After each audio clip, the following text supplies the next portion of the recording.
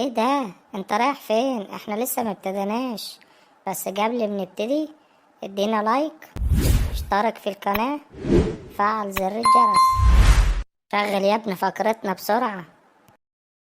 أهلا بيكم مشاهدينا الأعزاء في فقرتكم نصائح زوجية للمقبلين على الزواج من الرجال.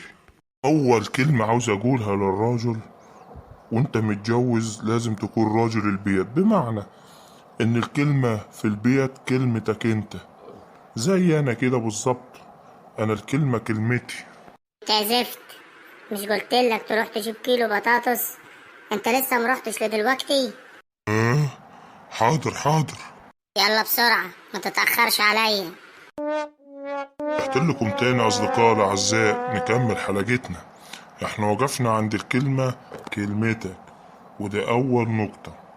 تاني نقطة، صوتها معلاش في وشك، دايما صوتك انت الأعلى. يا نهار اسود النهارده، اعمل فيك ايه يا راجل انت؟ انا مش جايلالك هات كيلو خيار مع كيلو البطاطس، رحت جبت لي البطاطس من غير ما تجيب الخيار؟ اخنقك يعني ولا اعمل فيك ايه؟ واضح ان كلمتي انا اللي ماشية وصوتي انا اللي عالي. روح يا ولية، حتى الحلقة بوظتها لي. مش عارف اخد راحتي ولا جوه البيت ولا بره البيت كمان. حاجة عاوز اقولها لكم، يوم ما مراتك تعلي صوتها عليك لازم تديها باللي في رجلك. انت بتقول ايه؟ سمعني الكلمة اللي انت قلتها تاني دي. انا مقولتش حاجة، حد يوقف التصوير. انا سامعاك. مين يضرب مين؟ طب وريني كده لو انت راجل.